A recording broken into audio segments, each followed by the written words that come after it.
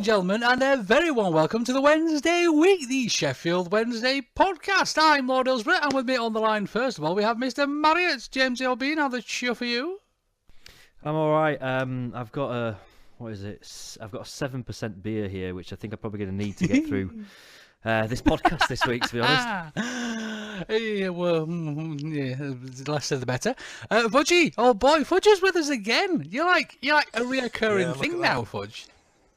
Anybody would think I worked on this podcast, wouldn't you? Well, when you say work. Yeah, well, work normally, it's one of them, innit? Work normally means it sort of infers you get paid for something, which we don't do. So we do this for the fun of it, because we love the football club, don't we? Well, God, don't we?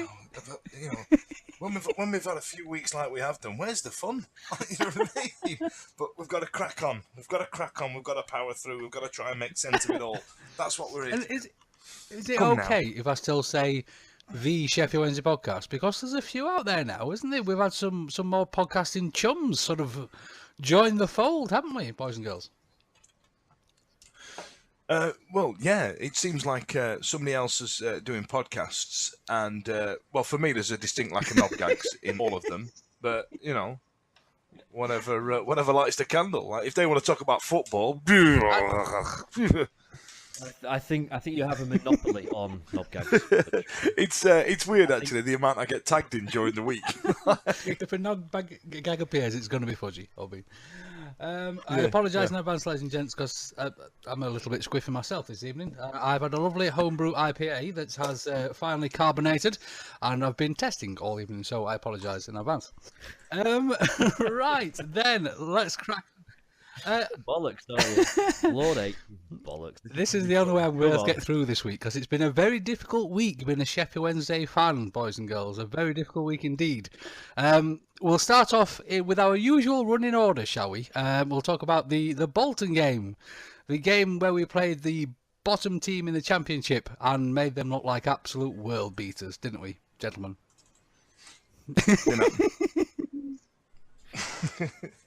Come on, it's not like we didn't see it coming, is it? You know,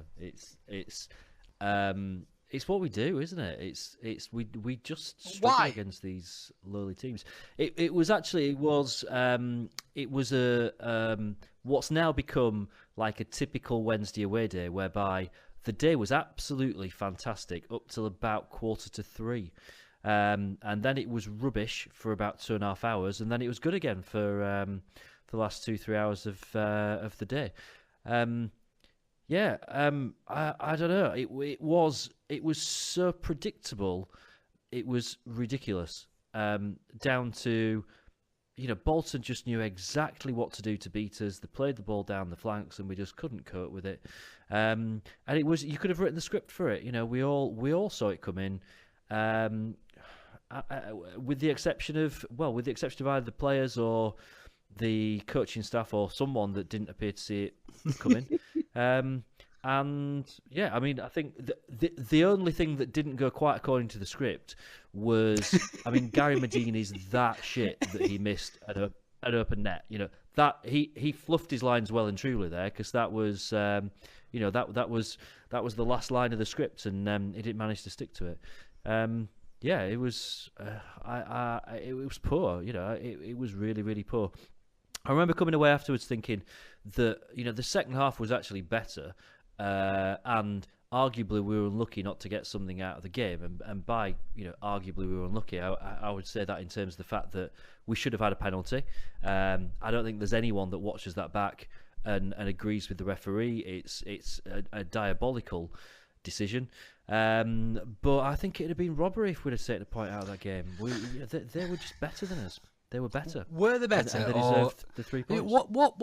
What went wrong? It's because it confused the chuff out of me. Watching the game back, it was difficult because there was a lot of misplaced passes. We seemed to have a bit of trouble in the final third. That killer pass through to the strikers. Kieran Lee, bless him, he doesn't seem to be able to stay on his feet for the whole game. That boy needs some studs rather than these ridiculous moles he seems to be wearing. I just don't know. There just seems no oomph, does there? The defence, obviously, the Wildsmith incident, the pass back, the corner that led to the goal, etc., etc. It was just a comedy of errors, and it's just, there just doesn't seem to be any oomph. I mean, we've all seen on social medias about leaders and we're missing somebody. We're like a rudderless ship, if you like, at the moment. Is that what's going wrong? Do we need someone just to shout at the players while they're on the pitch?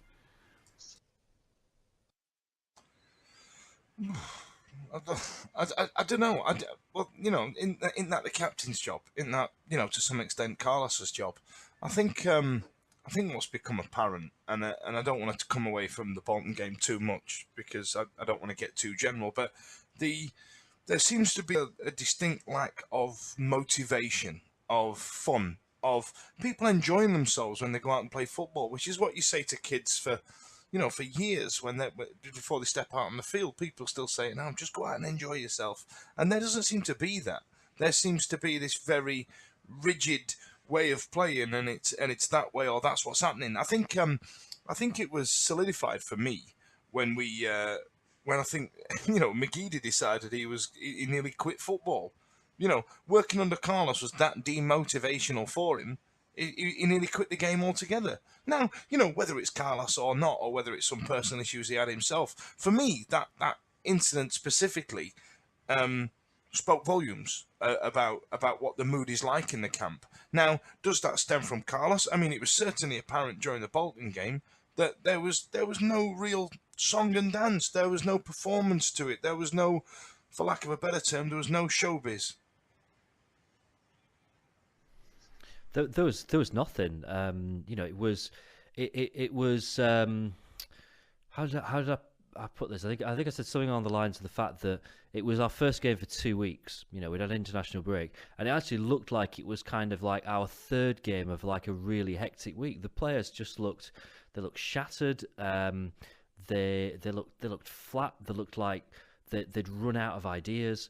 And just as a team, as a footballing unit, we just absolutely stank of a team that's just out of ideas, and doesn't know what to do in order to win football games. And you know, I trying to be sensible about it and think back to the fact that we turned in, you know, one of our best performances of the last 12 months just 2 weeks earlier against Leeds. But you know, that's kind of like, you know, 3 out of the last 4 games now where we've been quite painful to watch. You know, we've been pretty poor. We defensively, and I've just got to say it, you know, we look absolutely terrible. We look awful defensively, and I can't find a way of flowering it up.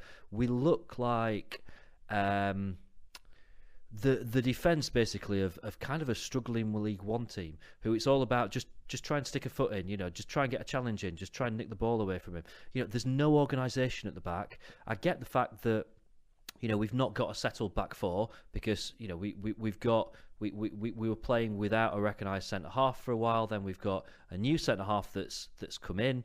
Then, you know, our number one goalkeeper's out injured, so we've got a different goalkeeper in there. So I get that there's kind of issues with regards to communication and stuff like that, but it shouldn't, at this level, it shouldn't matter. We're talking about here a team that we're supposed to be going for promotion this season. If we keep performing like that defensively, we are absolutely, I don't even think we're going to be looking at the top half of the table, because you can't keep conceding goals like that. And I know, you know, the own goal, the Hutchinson own goal, you can say was unlucky or whatever, but it stemmed basically from a defensive calamity that led to the corner and stuff like that. At this level of football, that can't happen. And the problem is that I just don't see where that ends. And this is my problem at the moment, is I can't see where it's going to end. It's not like I think, oh, we just need such and such to happen, because people are saying, oh, we need Glenn Loovens to come back in, but it's only a few weeks ago that we were talking about Glenn Loovens and kind of saying, oh, you know, he's teetering on the brink of being at that point in his career where he's just losing it a bit now.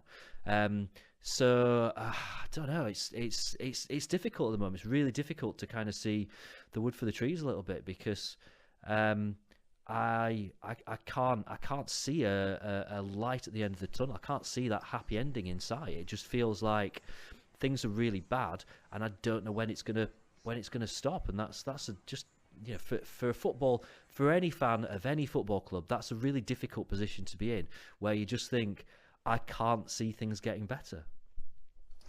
Is there an argument, and there are various different sort of bits we could look at and well, for the want of a better term, blame for that performance. Now, at the beginning of the season, I mentioned about Mr. Wildsmith being slightly inexperienced for our promotion push, if you like, and it has come to pass that now obviously Westwood's been out and we need someone to marshal the defence. And does Mr. Wildsmith maybe have just a little bit of lack of experience? Because he pulled us some cracking saves throughout the game, and so did the Bolton keeper, to be fair. But could that point to the defensive issues? Maybe that we just need someone yelling to him, because let's face it, Mr. Westwood's not scared to yell at his defence, is he? Whereas maybe Mr. Wildsmith might be just a little bit timid when it comes to telling these people what to do. Possibly. I think what you're pointing at there, though, is like the tiniest little kind of cog in the kind of machine that is Sheffield Wednesday right now. And yeah, you're possibly right that maybe a more experienced goalkeeper can command the defence a little bit better. But let's remember the last game that Kieran Westwood played in, we conceded 4 goals at home. It's not like things were right before then. I don't think he should have been playing in that game, should he? He was clearly injured in that game. In my personal opinion, I could be utterly wrong, but to me, he just didn't look like Westwood. And I think he was all sort of injectioned up to play in that game because of the game. I think probably Wildsmith would have been a better option if Westwood was hurting for that game, basically. I think James is right, though, in what he says in terms of saying it's a small cog in what's wrong with the club right now. I think it's a factor. Don't get me wrong. I think the biggest one is motivation for me. Nobody seems to look bothered. There doesn't seem. Do you remember the game at Brighton when we were going to Wembley, and you've seen the videos, and we were all there, and we the team were jumping on each other's back, and there was chanting and shouting, and we've not seen anything close to that. You know what I mean? We haven't seen anything close to, for example, Fernando Forestieri mugging off Ross Wallace about his goal that he said had not been given. That sort of thing. That laugh, that banter. God, I hate that word right now. But there doesn't seem to be that buzz and that excitement around the club anymore. The pressure has clearly gotten to either the manager, the players, or is it our fault? Do we have a part to play in it because of the way we're not quiet when it comes to voicing our opinion at the pitch or at social media or any other way we get access to the players. Now, there is a definite lack of bounce, for lack of a better phrase. Do you know what I mean? I think people are actually scared to bounce after what happened at the Derby game. I don't know what you mean about the Derby game. It didn't happen. Just wipe that from your memory, Fudgy. Hoping, damn right too. It's weird because again, it's as I mentioned, it's all these little, as you say, factors that sort of plough into this, and whose responsibility is it to get the players up for the game? Is it the manager's responsibility? Is it players' responsibility? Is it the fans' responsibility?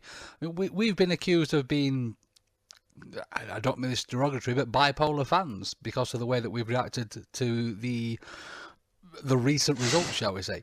But to be perfectly frank, we're watching quite a bipolar team at the moment, aren't we? I think there is a level of inconsistency there. There's a massive one, and that's nothing new with this football club, as we all know. Now, I'm actually quite glad I'm on here with you two, because you two are the closest people to me that are the happiest of clappers. Do you know what I mean? And I wanted to know.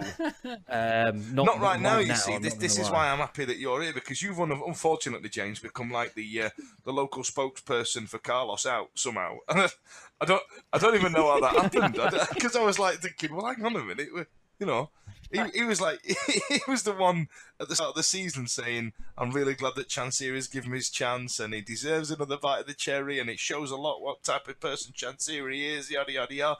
And now all of a sudden you're Carlos out poster boy. How's that happened? I mean, to sort of clarify that, in all seriousness, I kind of joked about it on Twitter, saying I never really expected to become spokesman for the Carlos out camp, but I don't think I am. I've not suddenly become a Carlos out advocate, and I'm not. Some of the stuff that's been said on on Twitter and on social media about Carlos has been absolutely vile. It's been horrendous and totally, utterly out of order. I even think the crowd chanting Carlos out at the Bolton game, and I don't know whether or not you heard that on the radio or not. I noticed on the Channel 5 show that they kind of made reference to some newspapers saying that it happened. I mean, it happened. It was quite loud within the away end. It didn't last very long, but it was a sizable chunk of the away fans. I didn't join in on that, but it doesn't change the fact that the opinion that I've come to is that we've reached a point now, and there's kind of I just can't see anywhere else for us to go, and it doesn't feel like we're on the verge of turning a corner and suddenly everything being all right again. Which brings us kind of to what you were saying, Fudge, about the fact that that feel good factor's gone. And maybe that's inevitable. Maybe you get that, the first year when you've been an average championship team season after season after season, the first year when someone comes in, brings in some good players, brings in, some money to spend, and you kind of against the odds have a really good season, then maybe inevitably after that, you're no longer the underdog, you're one of the favourites, and that is either going to go one of two ways, which is you realise your potential as a football team, which we haven't done, or you underachieve, which is where we are now. We're underachieving, and I think the problem is that we're underachieving badly at the moment. We are way behind where we should be, to the point whereby we're getting left behind a bit at the moment, and it's not the end of the world. These things can turn themselves around really quickly. At this stage of the season, you go on a good run and you're right back up there. My problem at the moment is that I can't see us going on that good run. And I think in the past where we've had slightly iffy patches under Carlos, there's been enough there for us to think, look, let's just stick with it. Performances are good. We're really unlucky with this and we're unlucky with that. At the moment, I just can't see that. It's really difficult. It really, because we know that the potential is there for that to happen. We saw it in the Leeds game. We've seen it in particular games this season. But we need it to stick, don't we? And that's what's not happening. And I don't know why. I can't put my finger on why. Obviously, we know that we're missing a leader. We know that the keeper's out, or the main keeper, should I say. We know that we could possibly do with a better final third ball. But that's something that the players need to be fighting for, and as Fudge said, we seem to be missing that oomph, that it's difficult to put your finger on. I mean, you look at some particular teams, and it doesn't matter who's playing in those teams, the calibre of the player, but if the team spirit is there, I mean, you look at our noisy neighbours at the moment, it's not a particular skillful team, is it? But they have got team spirit in abundance. They really, really have, and it's chuffing annoying for me to say that out loud, but they have. Obviously, what happened with Leicester, they're not a team of world-beating football players, but clearly they were an actual team, and we've seen that at Sheffield Wednesday before, as Fudge said, with the buggering about and all that kind of thing, and it's gone, and I don't know whose responsibility that is, because at the Bolton game, the fans were fantastic. The first 10 minutes, they didn't shut up singing. It was like a home game. The away fans are amazing at the beginning of the game. They were so loud, and you could tell they were there to cheer the tear up. So we're doing our job. So who's not doing their job when it comes to team spirit? I think that's I think that's the best point. And I think this is where Wednesday fans get the reputation they do amongst other Wednesday fans, because you know what? Back in the days of Dave Richards and from then, and watching this club do this demise at the turn of the millennium, we've still turned out in our numbers. We've still done our part. We've still shouted and screamed and chanted, and for years we've got nothing back. And as soon as we've had that little carrot dangled right in front of us, we've had this new chairman, we've had an investment, we're not going to go bust. We're still turning out and we're still doing what we do, but we're still not being rewarded by one, quality football, and two, results, before we even go down that route of which is better. do you know what I mean? And we get so frustrated, and we have been for so many years. I want something to cheer about, and the players need to give us something to cheer about. Now, whether it falls down to the manager, whether it falls down to the players, time will tell. We will find that out. But, let's not stray too far away from this Bolton game. They've scored 11 goals. 11 goals since the start of the season. 5 of them have been against us. He winded me up. Yeah. Well, Yeah, but Medine's not scored any of them. You've got to remember that. Medine's not got any of them. That's a good sign. Can I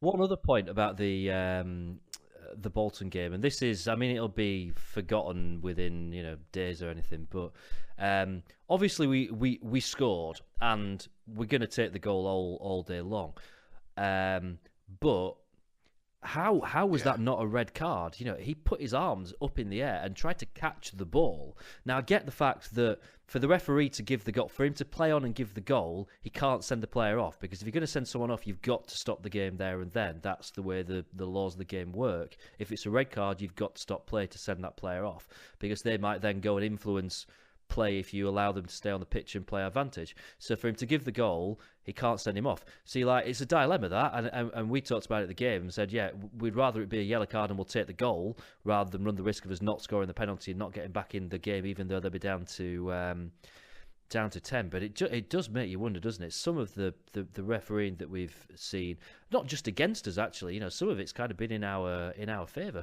but just some ludicrous decisions over particularly the last few weeks, but over the last 2-3 months, really, pretty much all season. We've just seen some astonishing stuff, and that yellow card for Kieran Lee for that dive. I mean, that's just scandalous. That was terrible. And I'm going to quote something here that Chris Holt said actually in one of his tweets after the game. Probably the most disappointing thing about the fact that it wasn't a red card and the fact that penalty didn't get given is that it kind of felt like it gave Carlos something to cling on to, something to blame, rather than in his post-match interview just holding his hands up going, do you know what, we weren't good enough today. And tactically we weren't up to it. The shape was wrong, the game plan was wrong, the formation was wrong, and the players weren't good enough. And I'm going to go in the dressing room now and I'm going to tell them that. He again turned it around to all being about kind of refereeing decisions and stuff. And I think that's part of the reason for me why I've kind of reached the point where I've got to now with it, which is that I listened to Carlos's post-match interviews and I just find them boring, really boring, same old stuff, and really difficult to defend when you're a fan of his. Because I mean that refereeing performance on Saturday was poor, but it didn't excuse just how bad we were as a unit. No, you're not wrong, absolutely. So the Bolton game, boys and girls, we'll put that to bed, shall we, and mark it off as typical Wednesday, shall we? Obviously, we always do quite well against teams above us and not so well against teams below us. To be honest, I've watched the game back twice just to try and figure out what happened, and I don't know, absolutely, and it's just because it's confusing for me, because I'm just like and it's so frustrating. But let's put it to bed. We need to file it on the shelf that's labelled.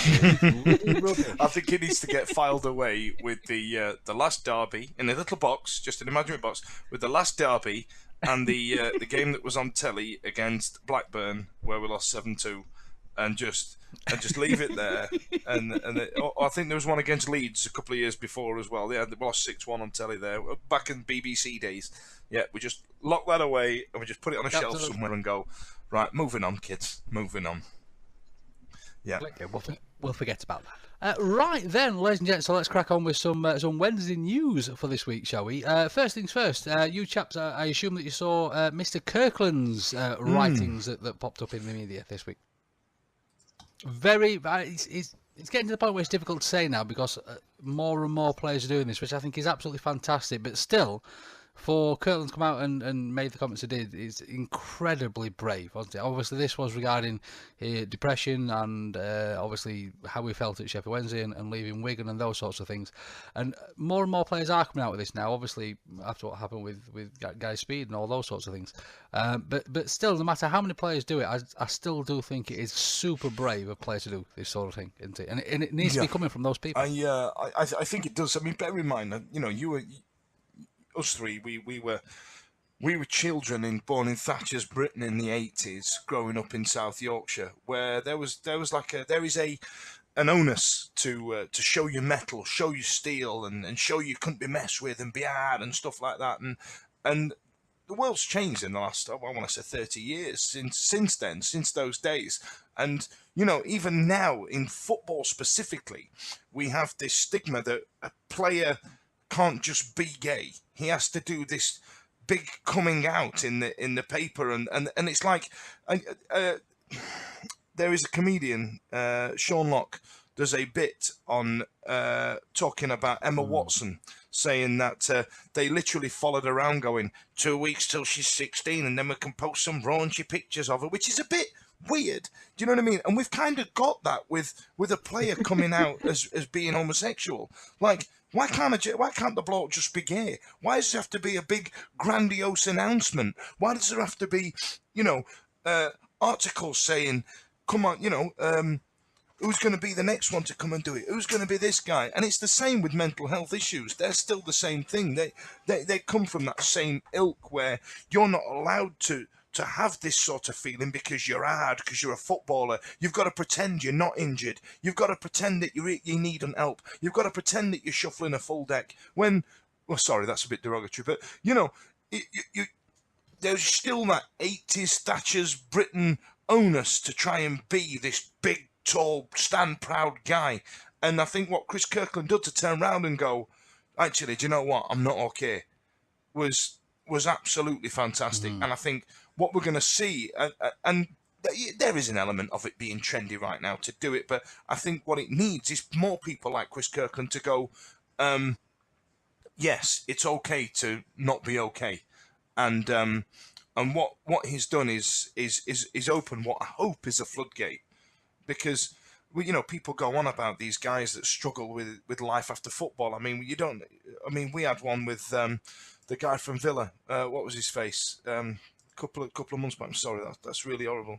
Dalian Atkinson. Absolutely. We had it with him, and he was a player during the 80s and the 90s when you had to show your steel, and he wasn't cool. It wasn't okay. Nobody put his arm around him and went, Dalian, listen, do you want to chat, brother? Because you know what you're doing isn't right. But nobody questions it, and I hope that Chris Kirkland has become a poster boy for young footballers to go, do you know what? I don't feel ostracised. I can talk about this, and there's somebody for me to talk to. And not just young footballers, young men, because it is a thing. Yeah, I mean, I've got teenage sons, and they struggle with it. They struggle with talking openly, and it's a difficult thing to talk about with anybody. So obviously, if young Wednesdayites out there, I do hope they've got this Chris Kirkland thing, and obviously all the other various footballers that come out with it, especially after of course the Gary Speed incident and etc. etc.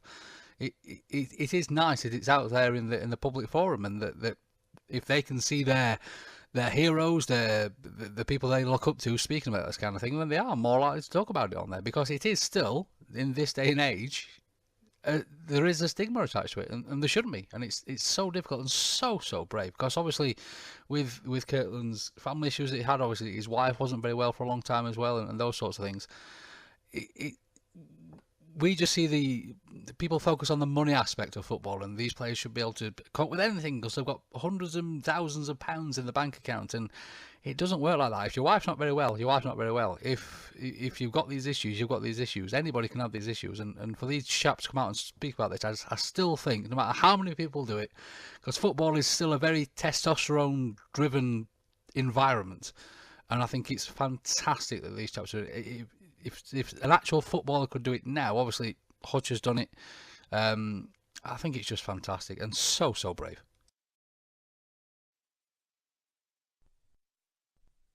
Yeah, I think you're dead right, and you know, completely echo what you've both said there.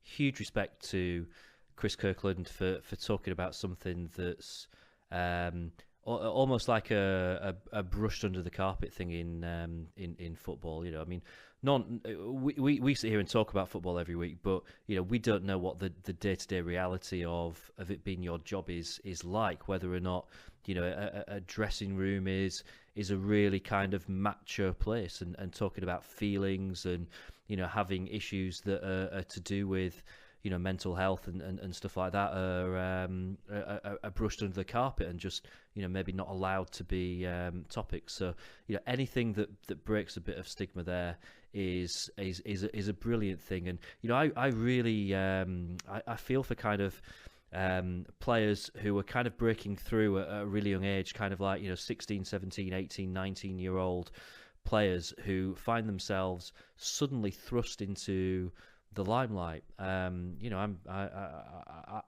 can't imagine how I'd have handled something like that at that age. And I know that there's more help out there now than there ever has been in terms of helping young footballers deal with what's kind of thrown their way. But you've got people like Dele Alli, who's still only like 19, 20 years old, something like that. And he's and like an experienced Premier League, Champions League, England international footballer now, and he's still at an age whereby I could barely tie my own shoelaces at that age. I certainly couldn't. I couldn't tie a tie. My mum had to do my tie for me when I went to work.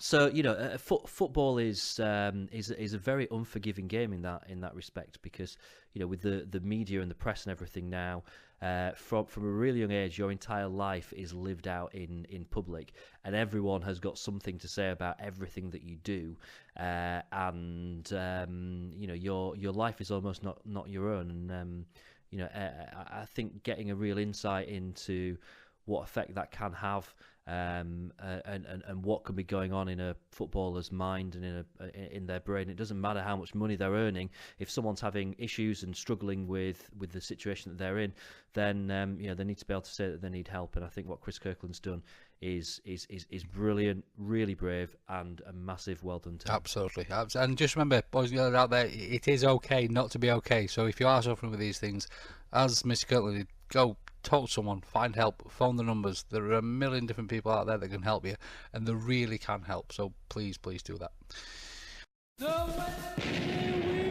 Whether you're celebrating a birthday, a wedding or anniversary, maybe you've passed your driving test, or you've landed a new job. Well, whatever your reason for a party, the Riverside Cafe is the perfect location on Catch Bar Lane overlooking Hillsborough Stadium. To inquire about hiring us for your function, call 07989 856 054 or 0114 232 6121. It is time, ladies and gentlemen, to discuss the Carlos debate. Now, there has been various outlets, and obviously everybody has an opinion on this.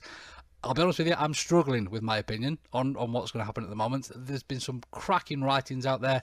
I read one today from Louis Shaft, obviously, friend of the show. I read one from War of the Monster Trucks, which was another fantastic piece. There was also some chap called James Marriott that did some writing in the Star as well. I don't know who he is.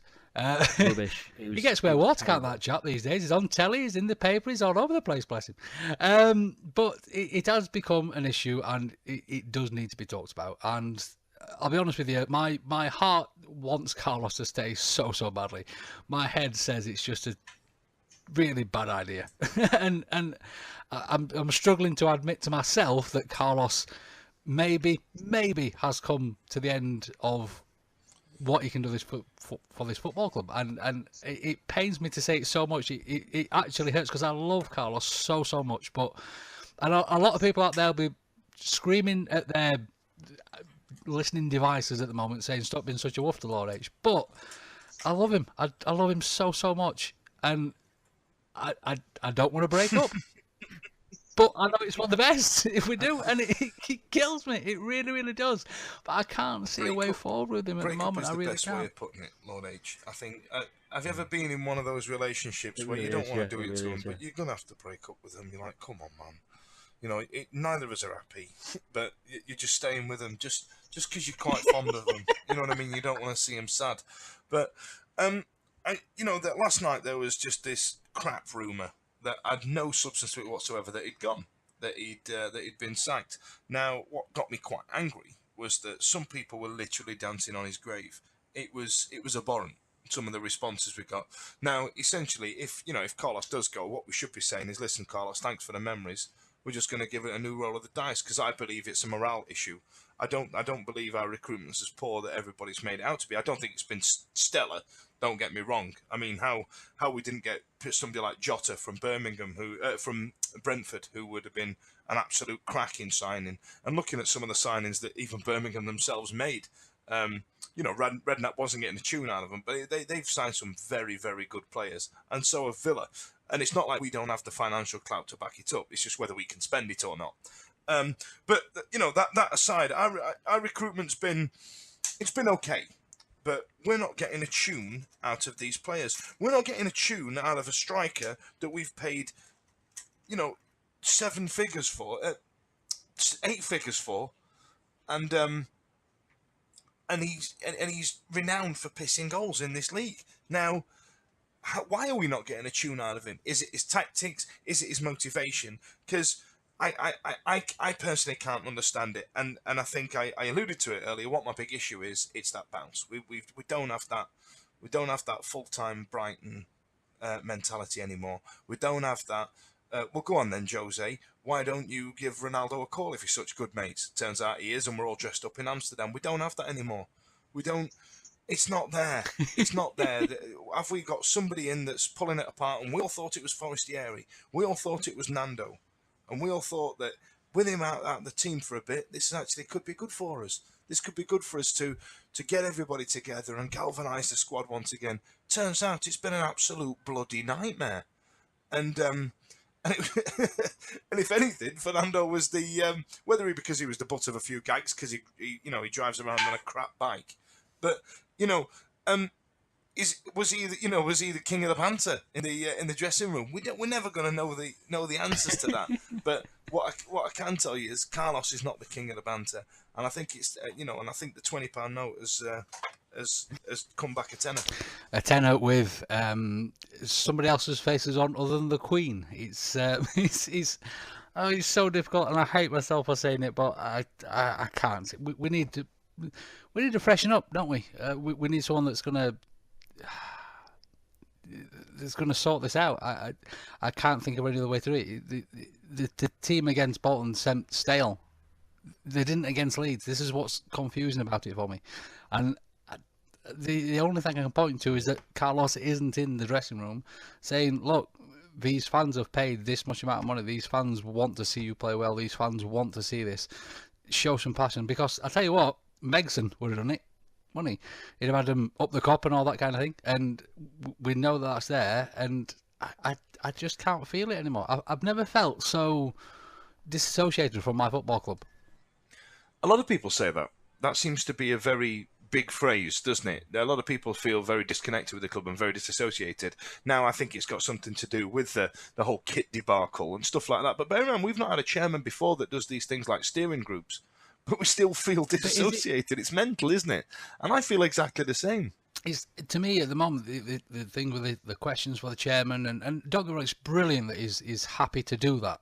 But I do still think it's rather sterile. I think it's fantastic that we can go to these things, we can speak to the chairman, we can ask our questions, and there are some people that turn up and do ask stupid questions and do want just to shout at the chairman.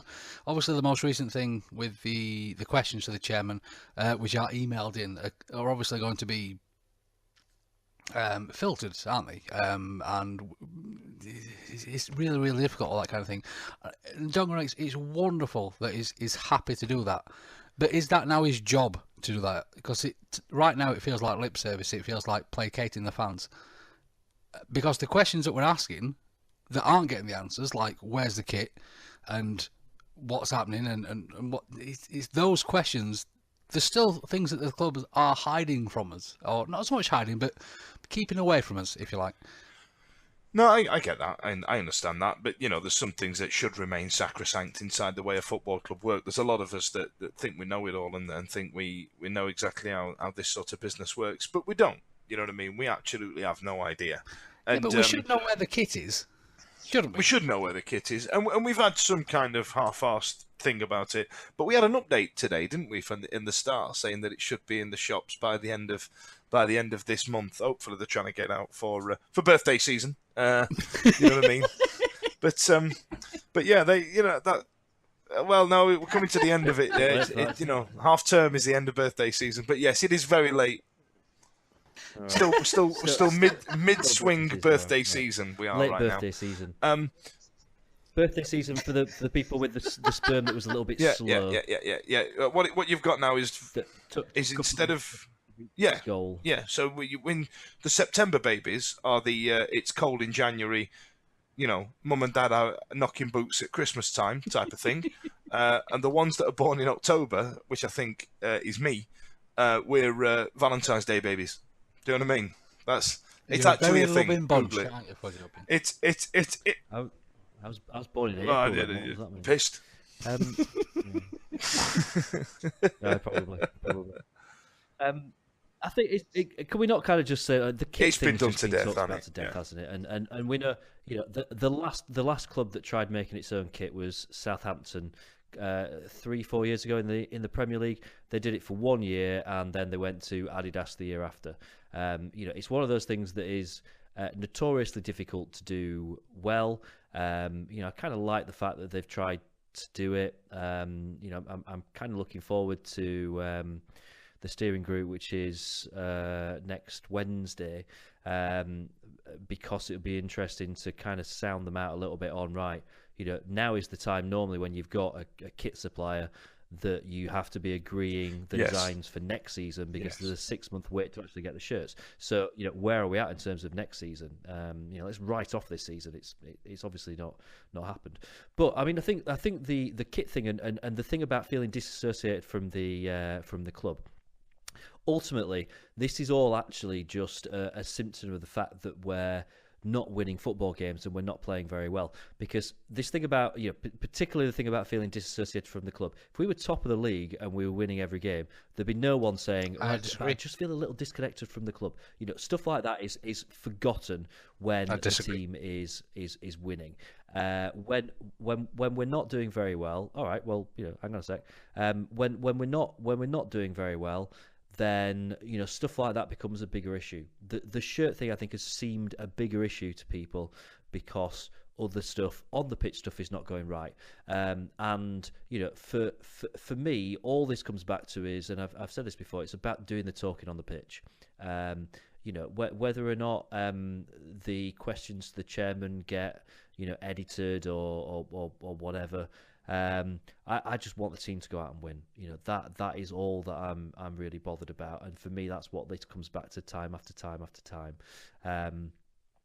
And yeah, I mean, the disconnected from the club thing. That is down to the fact that when the team isn't winning, these things become a bigger deal to everyone. Why do you not think that's the case? It's more at the moment I do feel like again, I apologise in advance because it's difficult to say this, especially as a massive Sheffield Wednesday fan. Right now, I feel like a lot of the Wednesday fans are being treated as pound signs. Obviously, we know that the watch debacle that all mucked up, where people got these wonderful 150th anniversary watches, and then they sold too many, and then they got this email saying, well, you can have this watch instead.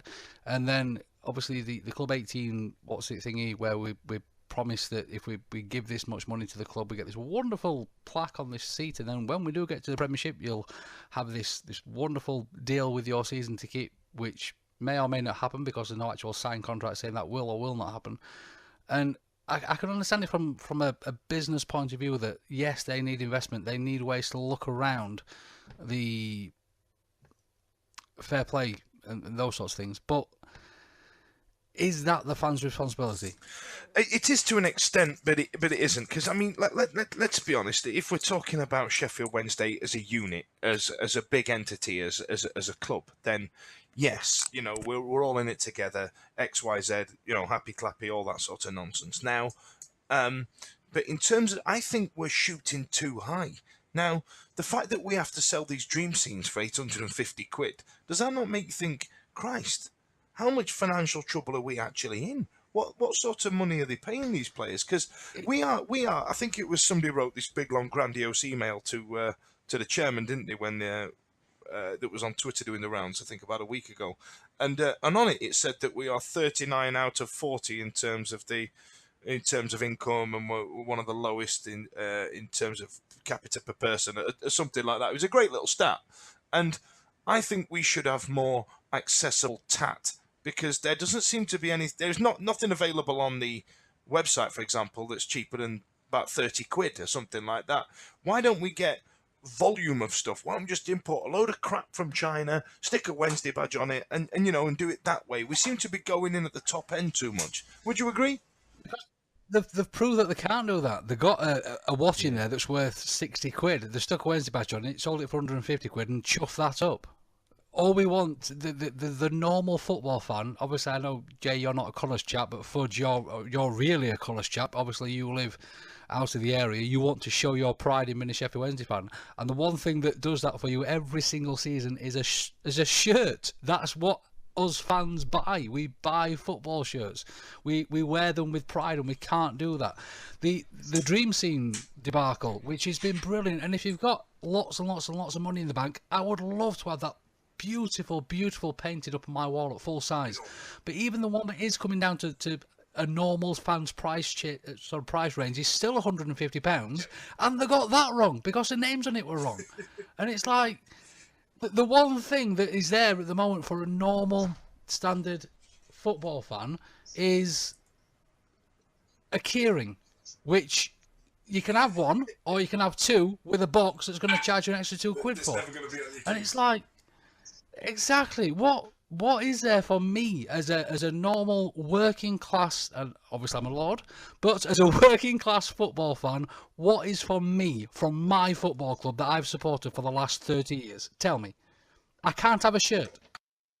Exactly my point. It's going to be something like 60 quid, so brace yourselves, that's going to happen. I don't understand why we're selling last season's kit for full price. For me, I'd rather get rid of them, get them out, and draw a line under it and see you later. I don't know why they've not struck up a deal with Toffs, because I noticed a lot of people are talking about that on websites like the Cop End and things like that, about getting a classic shirt. Why have we not done that? Why have we not made the club more accessible to what we essentially are, working class people? I'm not sure if Mr. Chansiri understands the football fan yet, and that's what disturbs me, and this is why I'm feeling disconnected from my football club. I could walk in and buy a bendy pencil, or I could walk in and buy a tub, and it is, as you say, Fudge, it's tat, it's rubbish, but it's something that I can put on my desk in my lording office and say, look here, I'm a Sheffield Wednesday fan, here's my Sheffield Wednesday mug, there it is. And I want one from this season, and I want one that I can be proud of. And at the moment, the things that are coming out for the 150th anniversary of my football club, which to me is special, it really, really is, but I've not got to spare £8,500 to stick a painting on my wall on there, and that's where I think I'm disconnected from this football club at the moment. There's nothing for your normal working class man. All right. Okay.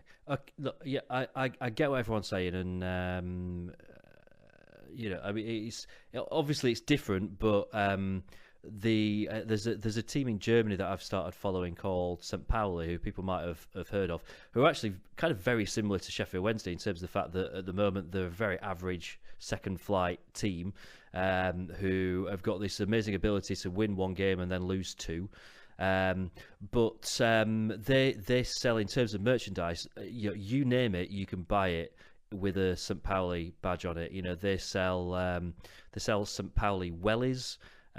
You can buy a toaster that prints the St. Pauli logo on your bread as it toasts it. I mean, there is honestly nothing that you can't buy, and not just there. They've not just at the ground. They've got a shop in the centre of Hamburg. At the airport, you can buy all their stuff, and they've got an amazing variety of stuff. And when I was in Berlin a couple of weeks ago, the shops in Berlin that sell all St. Pauli merchandise, they've got the fourth highest income in the country from merchandise sales, and they're an average second flight team. So yeah, I mean, we are, as a football club, Sheffield Wednesday, miles behind. We all know this is not new. This has been the situation for at least a decade, if not longer than that. We're really bad at it, and I'm sure they've got a plan to sort it out. Every time I go to a steering group, they talk about contracts they're negotiating at the moment. I'm sure at some point we'll see a flood of stuff that comes into the shop, and if it doesn't, then there's real problems somewhere along the line. But let's not lose sight about the fact that we need to start winning football games. That's all that really matters right now. Whether or not you can buy the shirt, I know is a bigger issue to some people than other people, but it's not going to affect whether or not we're in the mix come what may at the end of this season. It's funds coming into the club. It's money coming into the club. It's not going to directly affect it this season, but in terms of FFP next year and making enough money coming in, it all affects it. It's not going to affect whether or not we can sign anyone in January, is it? Because let's be fair, at best the shirts will be on sale in time for Christmas, and we may well sell quite a few as Christmas presents, which will probably pay, I don't know, Stephen Fletcher's wage for a fortnight. It's not going to suddenly mean that we can go out and spend another £10 million in January. So what matters right now is that we concentrate on getting the on the field stuff right, and I think we've got to keep sight of that, and I hope that the chairman keeps sight of that as well. This segment of the podcast started with us talking about what we need to do in terms of Carlos and moving forward, and we've kind of strayed into talking about buying bendy pencils from the club shop. I think it does. I think it really does. I really do. When we're in the situation that we're in right now. Okay, I don't think it does. I think there's a conversation to have there, but I don't think you can put it on a par with a discussion about whether or not the manager that we've got in place at the moment is the right guy to take us forward, in terms of the fact that I'm not prepared to write off this season yet. We can be back up there in a matter of 6 weeks, but it feels a million miles away right now. Whether or not you can buy the merchandise that you want to buy from the shop is a valid conversation, but I don't see it as being on the same level as a discussion about what's happening in terms of our manager's situation right now. No, I mean, bear in mind it was a natural progression about being associated with the club. I mean, let's bring it back round then. So like I said, James, you become the poster boy of the from the Sheffield Star of the Carlos out camp. Yeah.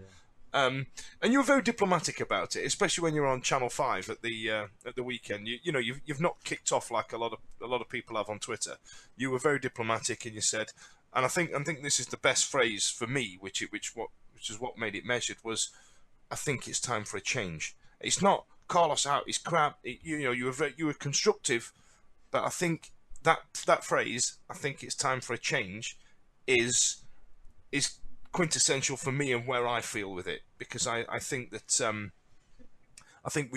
a change might get the best out of the players, especially in terms of morale. Is that what you meant? Okay, so if we were gonna say that, obviously I think we're all bending towards we need a change, aren't we? Is that fair to say, chaps?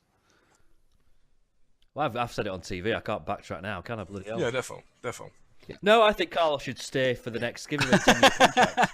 I just had too many beers on Saturday night. I don't realise I'm saying these things. Bloody hell. No, yeah, I think that's absolutely true. I think we're all. I think a measured way of looking at it is just we've just reached a certain point, and the description that you guys gave earlier of the fact that it's a little bit like a relationship where you kind of really like the person that you're with, and you really like the person that you're seeing, but you just know there's no future in it.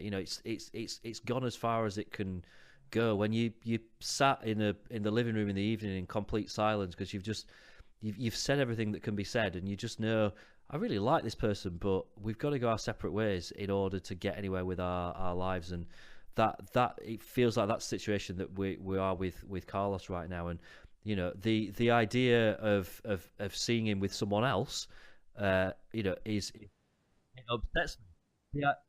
The idea that if he does leave, then he'll get a job somewhere else, possibly even in this league, and we're gonna have to see him on someone else's touchline. Yeah. And I'm like, it hurts me. He has become, in terms of this current modern Sheffield Wednesday era, he's all we know. He has become Mr. Sheffield Wednesday. So it's gutted. It's devastating to kind of think about him not being our manager and going somewhere else, and giving crazy press conferences where he screws up £20 notes. Although by then we might have the new £20 note that you can't screw up, can you? Because it's not made of paper. the idea of him doing that somewhere else is, I hate it. I hate it. But sometimes it's for the greater good, isn't it? And you just reach that point where you just know it's the right thing and it's time. So, all that said, I mean, it's hard for me to admit this to myself that yes, it is time for a change. Who's going to be that change? Because that's the big question. We've all seen various I hate different... this question. I think it's ridiculous. But that's the thing. There are various different names that have been bandied about, and we've seen them all on Twitter. Obviously, Big Sam, I don't think he'd come. I think he'll go to Leicester. He'll go to Leicester. Yeah. If he comes out of retirement, he'll go to Leicester because Shakespeare's just had the old Spanish Archer. I hate this question because for me it's the football equivalent of going, look, it's the Goodyear blimp, and then running away. You know what I mean? Because what we've noticed at our club is something ain't right. And we'll use James's phrase, a change is needed. Yeah. Now, who it is, we have no bearing on whether the manager gets sacked, really. We have no bearing on who comes in. So to ask me, who we're going to get in, I can offer my opinion on people who's been banded around like Nigel Pearce and Sam Allardyce, but, it'll all be quite moot in the end because, he's not turned up. But I see it on Twitter day in, day out saying, well, who are you going to get then? Well, I don't give a shit. It's not me signing the contracts, is it? It's not me. You know what I mean? I can tell you who I'd like, but I'd not heard of who did I say the other day? The guy at Hull. What was his name? Bravo. Where did he come from? And I thought he did a very good job because Hull were bloody awful. And yes, they still got relegated. Don't get me wrong, but they were a much better team, and they went down fighting. They didn't go down with a limp like what they were doing before. So a David Wagner or a Bravo would be absolutely spot on for me. Somebody like that. Do I know who's the assistant manager at Dortmund? I've got no bloody idea. It was Silva, not Bravo. Silva, not Bravo. Bravo was the goalkeeper that got brought in. They're all foreigners. This is a question that does crop up on Twitter, and kind of two things to say to it. First of all, is at the moment it's completely irrelevant. There's no evidence to actually suggest that Carlos is going to pull the plug. I know that rumor went around a couple of days ago last night, which was nonsense. But he's a very loyal man, and it could be that he said, look, I've given him a third season, and he's getting a third season. It could be that he's sat at home now, and he's absolutely not even willing to entertain the idea for all we know. So it's kind of an irrelevant conversation, and also we have no bearing on it. We have no control over it. It's irrelevant what we think. Not one person, when Stuart Gray got sacked, not one person said, "Oh, now I know this good foreign coach called Carlos Carvalhal. Maybe we should go for him." We may well have absolutely no idea who the next manager of Sheffield Wednesday is going to be. In the same way that no Hull fans would have said that. I can't remember his name. What's his name? Leonard. He's got a weird name that sounds like poo. Yeah. The guy that's the Hull manager now. Anyway, him. I want to say Trotsky, and I'm like, it's definitely not Trotsky, but it's got something related to poo. No one knew who he was. The Norwich manager that's coming this season, no one knew who he was when David Wagner went to Huddersfield. No one knew who he was. So it could well be that our next manager ends up being someone that we've just never heard of, or certainly never thought about in terms of becoming the next manager of Sheffield Wednesday. I think of the names that have been bandied about, and I'm reluctant to do this, but I think we've got to do. I think Chris Coleman stands out as someone that I think could do a really good job in the Championship. He had said that he wasn't going to stay on at Wales when his contract ends, where I think he's got one more game, which is a friendly game in a few weeks, and then after that, he could well be looking for a job, and might not be a bad shout. Obviously, after today, the name Craig Shakespeare is going to come up, who's got some connections with Sheffield Wednesday. I'm not sure about that one personally. I very drunkenly came up with the idea in the pub, the pub just down the road from the Macron Stadium, as we were waiting for the ridiculous queues to get the tram into Manchester to die down on Saturday. And I don't even know where it came up in conversation, but I suddenly I was just like, Jurgen Klinsmann. Let's get Jurgen Klinsmann. And I quite like that idea. It'll never happen in a million years, but I like Klinsmann. I thought he's got a connection with us, and my mates were like, "What are you talking about? He's got a connection with us." I'm like, he scored his first goal in English football at Hillsborough. And he did the dive celebration. He'll remember that. He'll remember Sheffield Wednesday for that. So you never know. And actually, the guy that was the Dortmund manager. Thomas, I never know how to pronounce his surname. I think is it Tuchel or Tuchel? I think that he's had a pretty good record at Dortmund. Again, he's probably more someone that would be looking actually for a top end Premier League job if he was to come to England rather than it'd be a bit of a coup if we managed to pull that off. But I mean, I don't know. This is what we're doing. We speculate. You know, I saw someone very genuinely saying, "Why are we not going after Sean Dyche? Surely he'd leave Burnley to come to Wednesday." On Twitter earlier, and you think, well, if someone genuinely believes that Sean Dyche will walk away from Burnley, who are, they're in the top end of the Premier League at the moment, to come to us, then maybe talking about a former Dortmund manager is not that crazy. I mean, the one that makes sense, if you like, is Chris Coleman. He is coming to. I think his actual contract runs out in November, doesn't it, with Wales? But obviously at the moment we are essentially, as ridiculous as it sounds, looking at the same managers that Leicester are looking at. So Chris Coleman has been heavily looking at Leicester as well. All these, it's weird that we're actually looking at the same managers as a Premiership football club. Yes, I think, I don't know, does the manager's wages affect fair play or anything at all? I don't think it does it? Would that come into play at all? I honestly don't know. It will do in terms of your expenditure, yeah. It will do in some form or another, yeah. But that's the one that, putting a sensible head on the things, looked as normal as it could be, if you like. Chris Coleman had a good vein of decent players that played for Wales. He had a good atmosphere around the club, which is what we've discussed, and it's what we're missing. It might work, but let's not be honest. Let's be honest. Since he's been a manager, he was lucky to get that job. Well, he got it by default, because something really unfortunate happened, and he's got the world's most expensive player who's playing around what was the world's most expensive player, who's playing around the other best players in the world, and they were a one-man team. Come on, man. Hal Robson-Kanu is not international quality, and all of a sudden he's got lauded around because he did a Cruyff turn. It's absolutely horrendous. Chris Coleman, where he's been in terms of league football, has been poor. I don't know what he's done.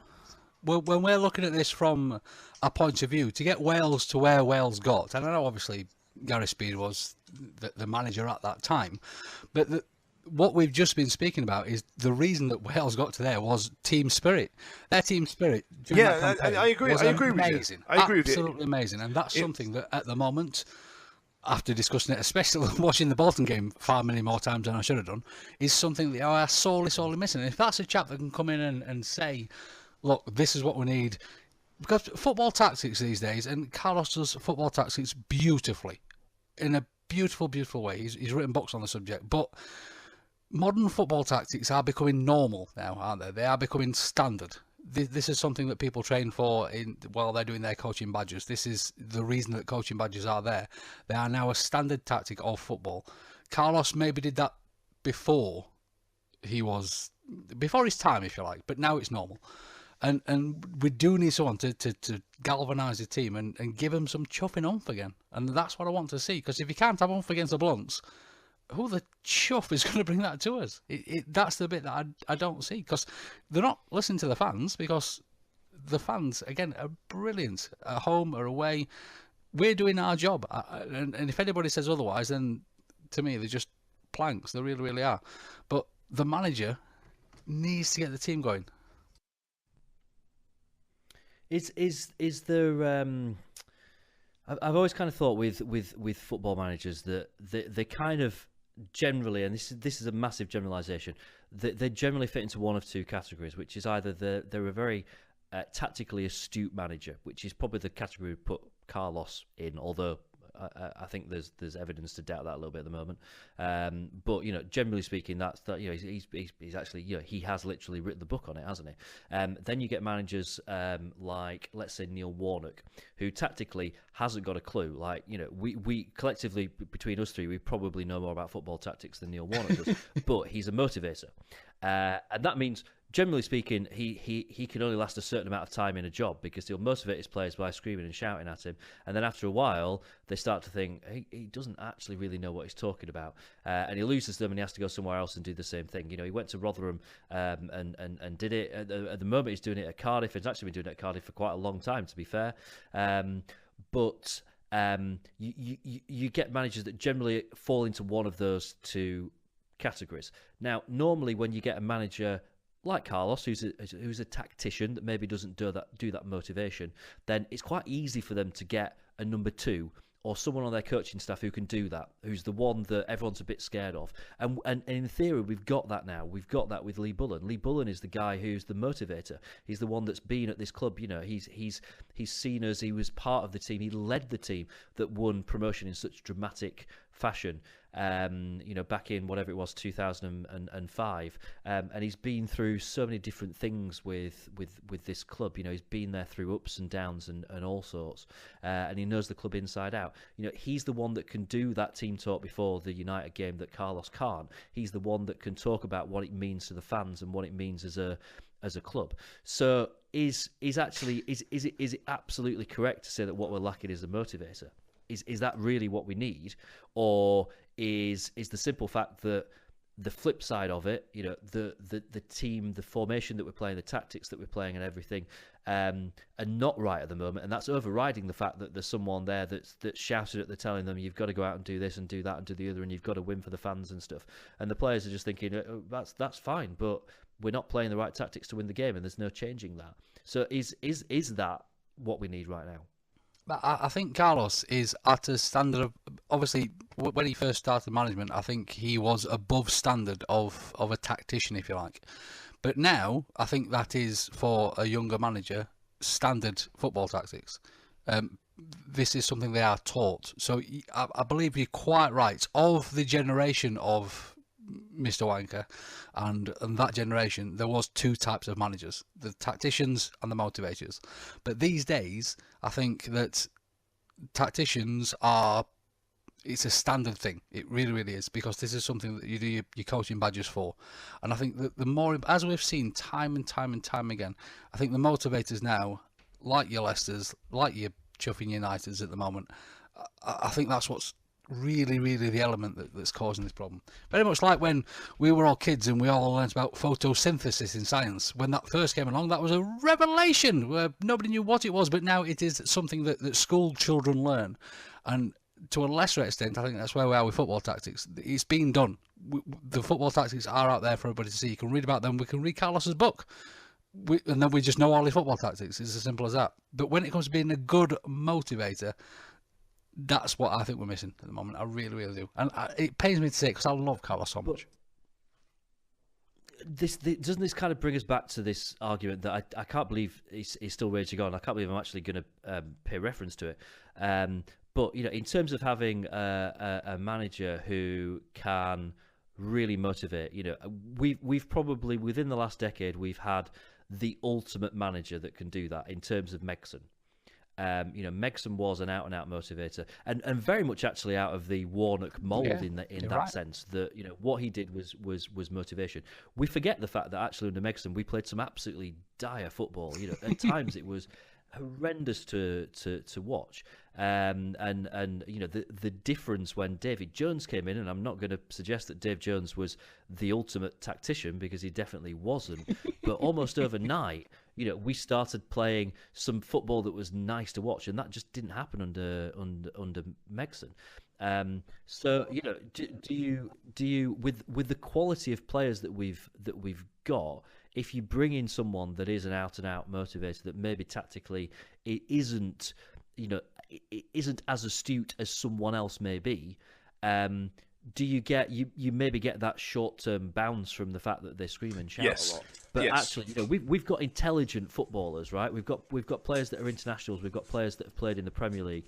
We've got players that have played at very high levels in other leagues around Europe and around the world. Is a motivator actually going to do anything other than keep the fans happy? Well, that's the thing, isn't it? I mean, you look at that generation of Megson and Warnock, and they are motivators, but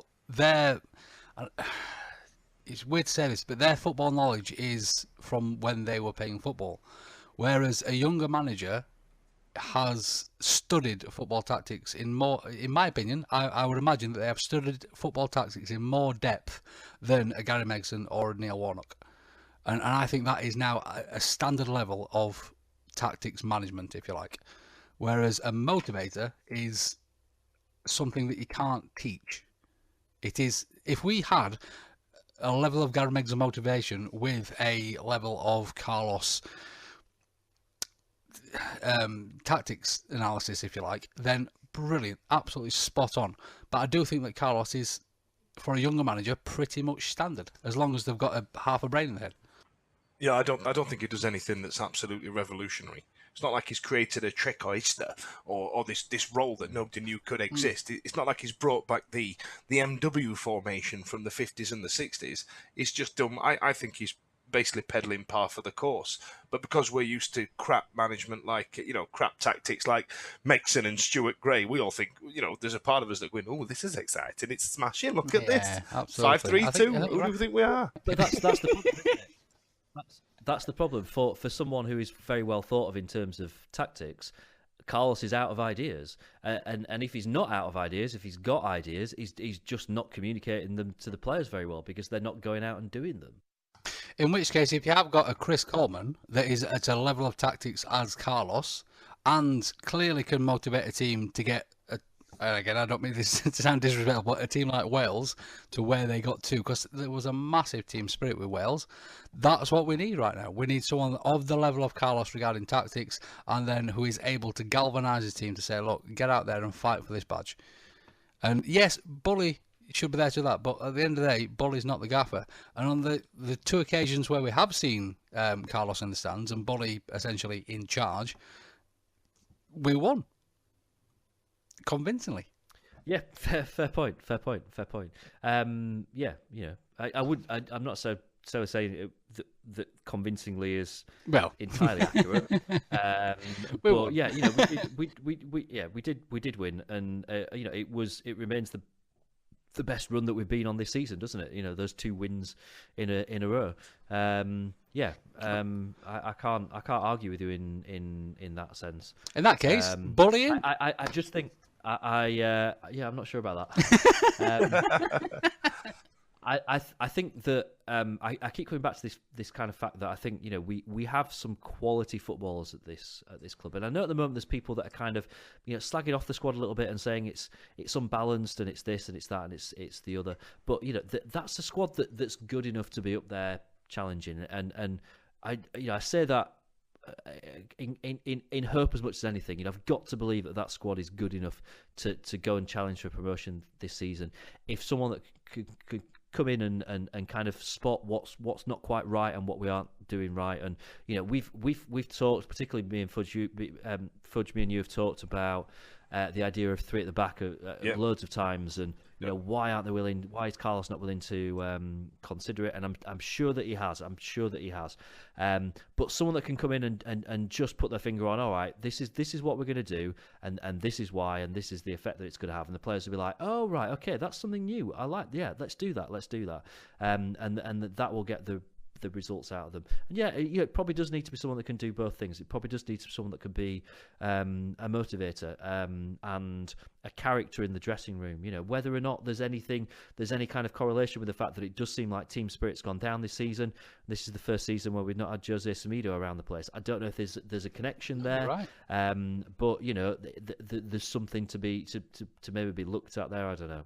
No, you're absolutely right. But yeah, I mean, it's if Carlos does go, and it's a massive if. If Carlos does go, it's a hugely important appointment, and I've got to put complete faith in the chairman that he will do what is right for for Sheffield Wednesday, because you know what, there's been a lot of arguing among the fan base, not just this week, although more this week than we've seen for a long time, but for the last few weeks there's been a lot of arguing among the fan base. But the one thing that actually unites us all is that ultimately we all want what is best for Sheffield Wednesday. We've all got different ideas about how to get there. We've all got different ideas about where the problem is at the moment. And as we touched on earlier, you know, there are things behind the scenes that are probably bigger issues to someone than to someone else. But it all comes back to the fact that we want the best for Sheffield Wednesday, and we want to see this club doing well, and this club should be doing better than it is doing right now, and we deserve to be doing better than we are doing right now. So you know, we've got to get this right. No, I think you're absolutely right, Jane, and this is where to touch on the other point that we spoke about earlier, obviously the disconnection from the football club, because we've now separated these two issues. Obviously, we've spoke about the manager issue. There are lots and lots of fans out there that are disconnected from the football club at the moment.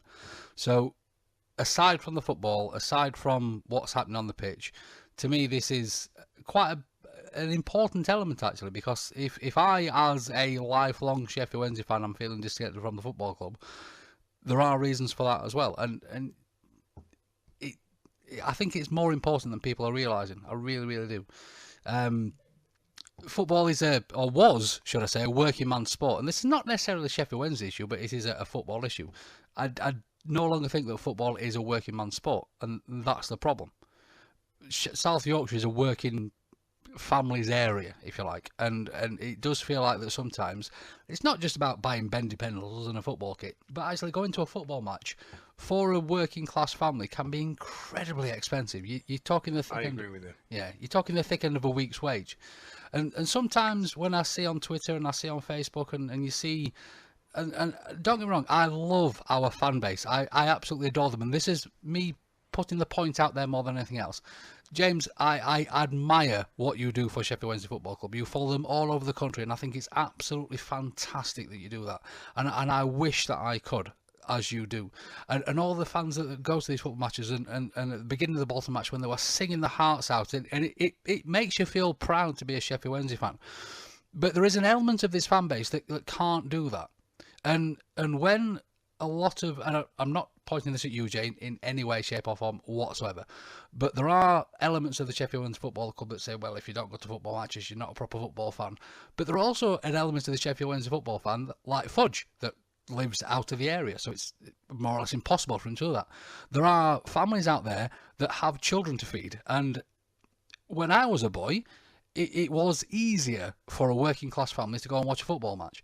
It is now far, far more difficult for a man that's been working in a factory all day or has been out working for the council all day to come home to his 3 children and say, let's go and watch Sheffield Wednesday, because it's the thick end of a week's wage to go and watch football these days.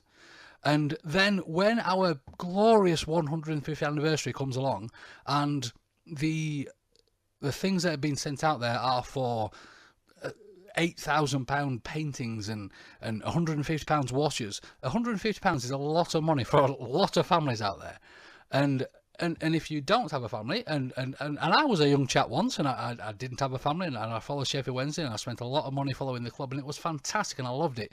But now I've got 3 mouths to feed, and my wife, I suppose she needs to eat as well, and it is more difficult to do that, and that's one of the reasons that a lot of people out there are feeling disconnected from this football club. It is easier as a resident of South Yorkshire to now go and watch Sheffield Steelers than it is to watch Sheffield Wednesday. And that's, it's not specifically a Sheffield Wednesday problem, it is a football problem. It is no longer a working man's sport as it used to be. And I think a lot of the working fans are feeling pushed out of our football club. And it's a difficult situation. It's nothing to do with the football on the pitch, because if the football on the pitch is there or not, a lot of people can't afford to go and watch a football match.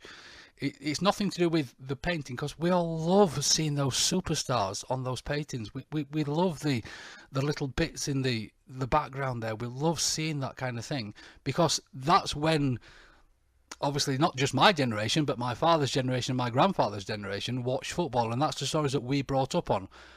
But even for the 150 quid replica that got mucked up, people aren't going to buy that. because that's your family's budget for their food shopping for a week on there. And that's where I think a lot of fans are becoming massively disconnected from our football club. Yeah, I think he's underestimated just how skint we are up in Yorkshire. I think there is a genuine element of that to it. And it's nice to hear a different side of it, to be fair, Lord H. It's coming from a chuffing lord, for Christ's sake. I mean, you'd imagine if anybody was going to sort of bat for the other team, it'd be me. But so there's no money in lording, is that what you're telling me? No money in lording these days, Albin, I tell you. They are, James. You can give it up. You can give it up, mate, James. Blame the concern for that. I mean, look, this is actually it's a conversation, isn't it, about the gentrification of football, which started with the advent of the Premier League and has slowly trickled, certainly down into the Championship now, and you wonder how long before it trickles, further down from there. And it's we could record a 2-hour podcast just talking about this subject. It's interesting for me because I mentioned earlier I've got quite into German football this season, which is one of the few countries where you can go and watch a football match. You can stand on terracing, you can drink a beer during the game, you can smoke a cigarette during the game if you want to, you can vape during the game, you can do pretty much anything while you stood on the terracing while you're watching the top two teams in Bundesliga play each other. That's where that country is still at in terms of football. And you'll pay about €20 for a ticket on the terracing in a top flight game. You go down to the second tier. I mentioned St. Pauli earlier. €12.50 it costs for a ticket to watch them in the standing section of their ground, which is about £11, which is what you see people when they post photos on Twitter of, I found this old ticket for Wednesday against Villa in the old Division 1 in 1991, and it was £12 or something to go to the football then. And the same thing's happening in Germany at the moment, where they're kind of trying to make it a bit more showbiz. They want to go down the Premier League route. The fans are resisting it, and it's a really interesting time for German football at the moment. It's happened here, and right now what we're seeing at Sheffield Wednesday is smack bang in the middle of that argument and that debate. And we probably at the moment just see it because we're Sheffield Wednesday fans, we see it very exclusively as a Sheffield Wednesday problem, and it's not. It's a problem right across football. And genuinely, I would happily sit here just on my own and talk about it for the next 2 hours and probably bore everyone senseless, and everyone's bored senseless of me this week anyway, because I've been on the TV and in the bloody paper and everywhere. So I'll shut up about it. But yeah, I mean, what you're touching on is a much bigger problem than just Sheffield Wednesday. And this idea of football being the working class game, forget it. It's gone. It's gone and forgotten. If you want that, then go to Hallam and watch what they're doing there, because you pay a few quid to go and watch, and you can talk to the players when they're taking a throw in, and it's proper grassroots, good, honest football where you can drink a beer and watch the game and stuff like that. In certainly in the top two flights of English football now, it's gone. And it won't that's why a lot of fans that were brought up as working class fans feel disconnected from this football club. And I honestly don't know how the club are going to get that taken care of, but they need to, because there's a massive working class fan base in South Yorkshire. And if you are one of those fans that goes to the away games and that sort of thing, and a lot of these are young chaps and they are still living at home, and fair play to you. I envy that you can do that. I really, really do. There's dads listening to this podcast now, and the worst thing I could think is that those people that did go to myself and Paddy from the Alstock podcast, we sort of went to reserve games, and it cost us 50p to get in as kids, and those sorts of things. And that's the bit that you remember, and that's what solidified me as a Sheffield Wednesday football fan for life. That's what is why I am Wednesday till I die. And when we sing that song, it's because it was part of us growing up. All the photos of me when I was a baby, and I love seeing the pictures now that kids put out, that parents put out of the babies in, and they've got the baby grows on, and they've got the thing, because I've got those pictures from when I was a kid as well. And a lot of people have out there, and they are working class families. And that's why, if anybody from the club is listening, please, just do something to make us feel part of it, because we love this football club. We absolutely adore this football club, and the fireworks display and the cake and all that kind of thing was brilliant, because that was something that working class families could attend and feel part of this wonderful, brilliant, marvellous football club that we love so much. But we do feel left behind. So when you are looking at Twitter and you're seeing these dads and these mums that have got 4 and 5 children, or even just 1 or 2 children at home, and it is going to cost them £60 for a football kit to so their kids can be what they had when they were young, just bear them in mind, because it is a massive part of your fan base, and if you lose that working class fan base, it's difficult.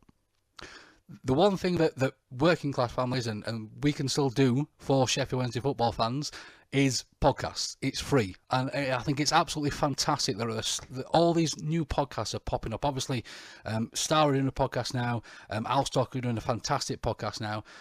Obviously, the chaps over there in America are doing a fantastic. I really enjoyed that podcast, and that's social media. Podcasts, these things still make us feel connected to our football club, because I can talk about Sheffield Wednesday all week. I can talk about Sheffield Wednesday for hours and hours and hours and hours and hours. Yes, I'm a gentleman of a certain age, shall we say, so I can talk about the good old days and all that kind of nonsense. But so can my granddad, and so can my granddad's granddad, and etc, etc, etc. But it's getting to the point now where there are other things that children from working class families can do, because they can't afford to go and watch a football match anymore. So please bear that in mind, anybody from the club out there. And if you are one of those chaps that do spend a lot of money on Sheffield Wednesday Football Club, and fair play to you, as I say, I'm so envious, don't get on at the fans that can't. It doesn't make them less football fans. It doesn't make them less Sheffield Wednesday fans. They love this football club. It is inside them. And I know it's so cheesy to say, but it is there. And we love it just as much as everybody else does. Just bear it in mind. Well said. Well said. Well said. Right, I've had my little rant, and I really should stop recording these podcasts when I've had far too much to drink, boys and girls. But, James, I believe you've been having a little chat with somebody out there on Twitter this week as well, haven't you all been? Yeah, I quite like Squiffy Lord H. Yeah, I really should stop recording these. You should drink some of your own moonshine before podcast more often. Is it like 15% or something? Is it banned in 48 states of America or something? The thing is, again, it comes back to this situation. Obviously, home brewing your own beer is something that we've done for a while in Hillsborough Towers, and it makes doing that kind of thing much cheaper as well. And when it actually try and get Thornbridge to bottle this up and sell it. Well, that's the thing. Thornbridge will charge you a £5 a pint or something ridiculous. This costs like 24p. It's fantastic, and it does the job. So on the day that the homebrew actually ferments and it's all there and properly carbonated like a real drink, it's fantastic. But yes, James, I believe that you've been obviously having a little chat with somebody out there who's about to have a little chat with the Sheffield Wednesday player. Yes, that's very true. So this is a new friend of the podcast, a guy called Mike. Now, Mike runs a website, or is involved in a website that covers Dutch football.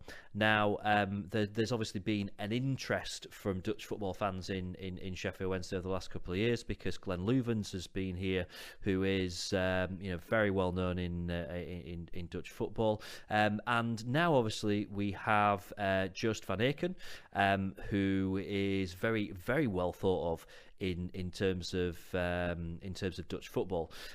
So Mike is actually, through the club, has managed to arrange to do an interview with Joost van Aken, which is taking place, I think it's at the start of next week. So depending when you're listening to this, that's kind of the start of the week after the Derby away match.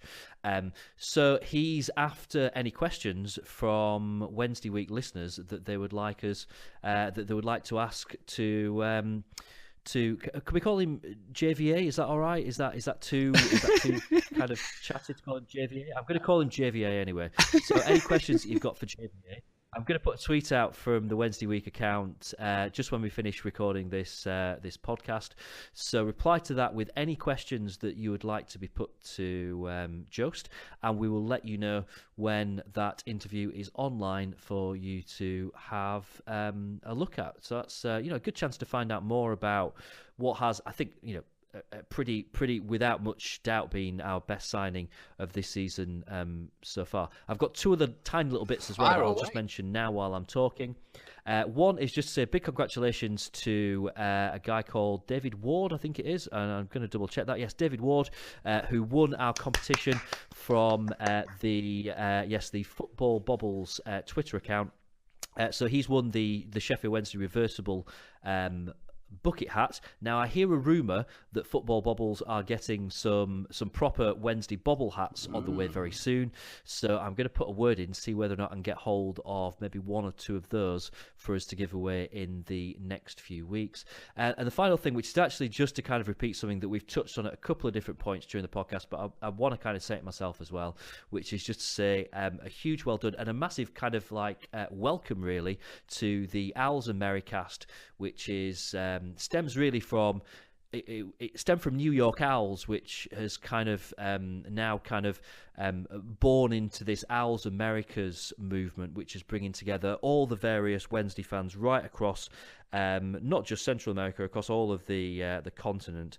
We've talked about the group before and about how brilliant it is trying to get Wednesday fans together to watch games, whether it is in America or wherever. And I think, is it Buenos Aires where they've got a big group of Wednesday fans there as well.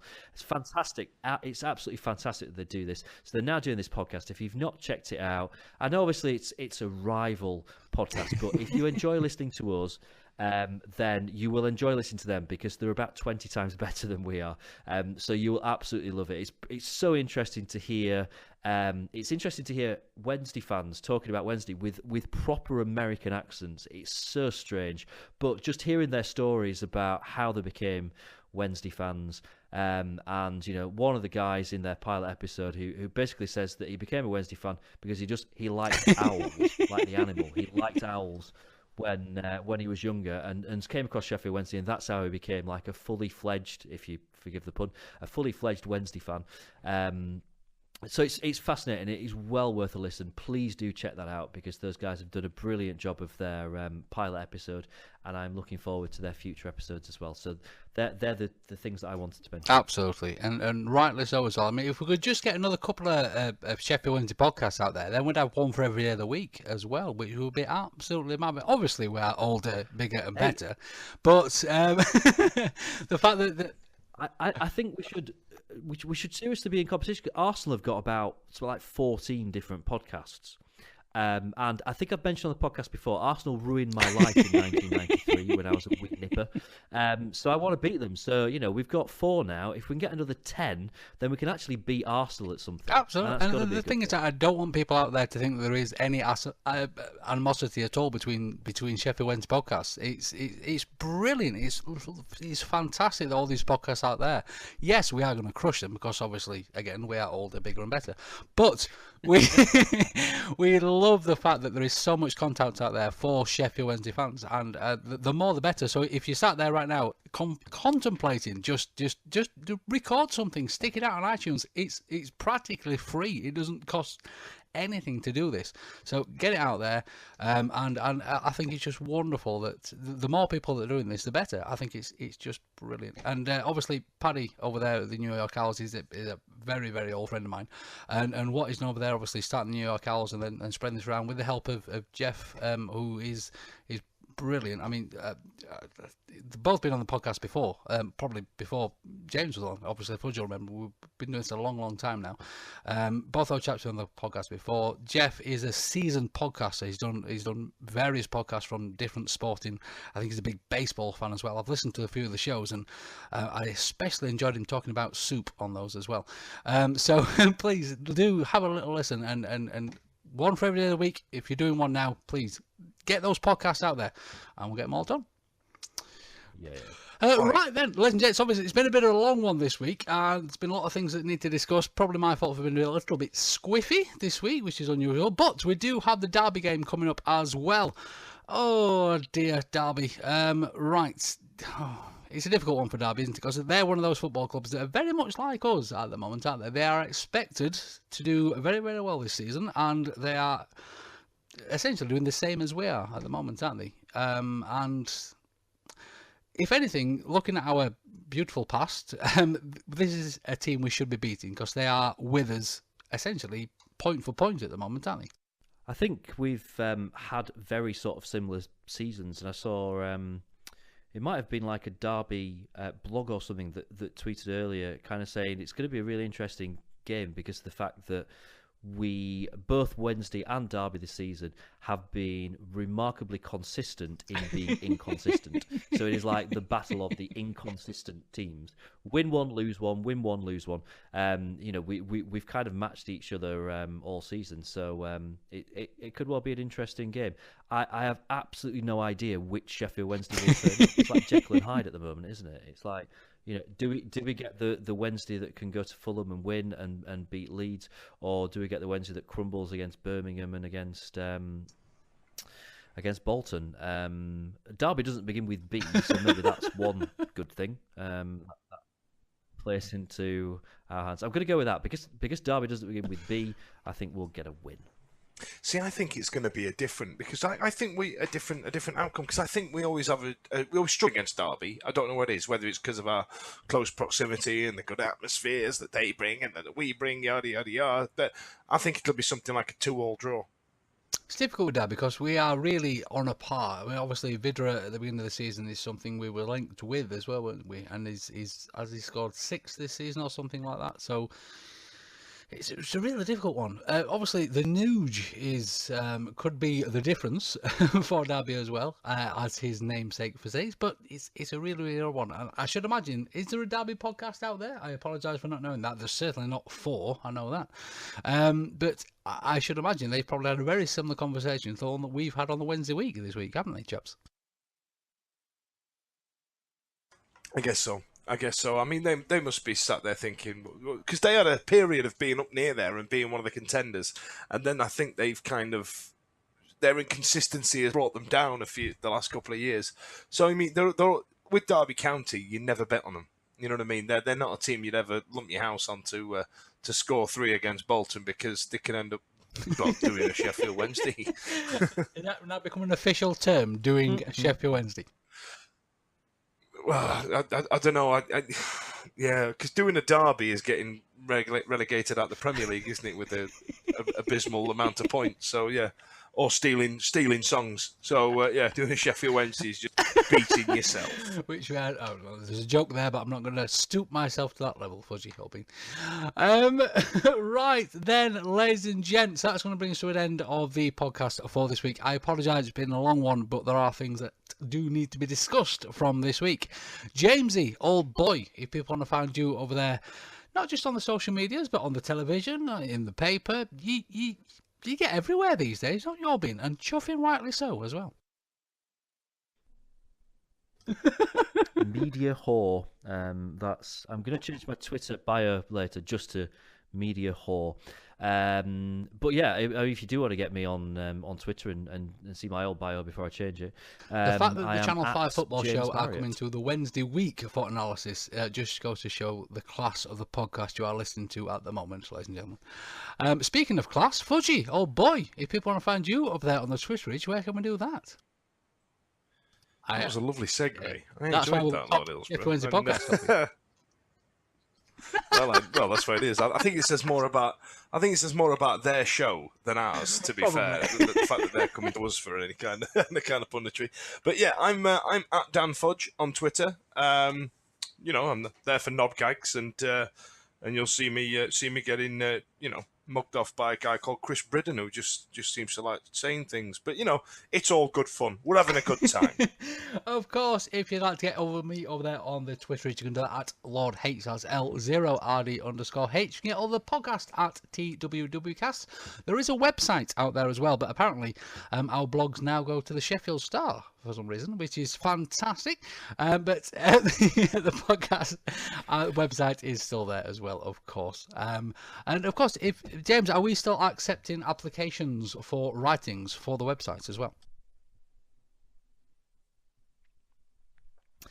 Yeah, on this subject, by the way, when I was asked to do the thing for the Star, they asked me to do 400 words, and I did 1,000, and I sent it to Chris Holt, and assumed that he'd just chop it down to 400, and I thought, what I'll do is I'll put the full version of it on our website. So I was like, brilliant, I kind of get 2 for the price of one. And they just printed the whole thing anyway, so it kind of was... It became a bit pointless. But yeah, anyone that wants to write any blogs, and you know what, it's a dead interesting time. If you've got stuff to say, what I would say is make it constructive. We don't just want to hear people kind of just slagging off Carlos, but if you've got constructive stuff to say, if you've got stuff that you want to get off your chest, if you've got points that you want to put forward, and you think it's not fair, I'm not on that podcast, I don't get the chance to do it. That's what our website is there for. You can't fit it in 140 characters. Write a blog, send it to me, James at thewednesdayweek.co.uk. Absolutely, and I think the Star are very thankful for your rather longer piece there, because the adverts they fitted into that piece was amazing as you were scrolling down your wonderful, wonderful writings there, James. Of course, we're over there on the YouTubes as well, and everywhere else you can find us on social media. You know where it is by now. But of course, be good. Be safe. Please, please stay as one unit, Sheffield Wednesday fans. We all love our football club. Whatever happens, just get behind the team, eh? And the away fans, the home fans, just stay with that wonderful noise for the club. Let's do our job, and let's hope that the chaps behind the scenes do theirs as well. We'll see you real soon.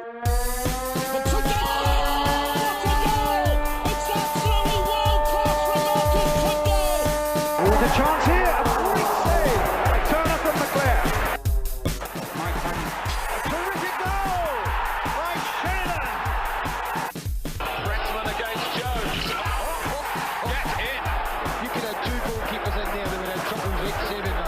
No way!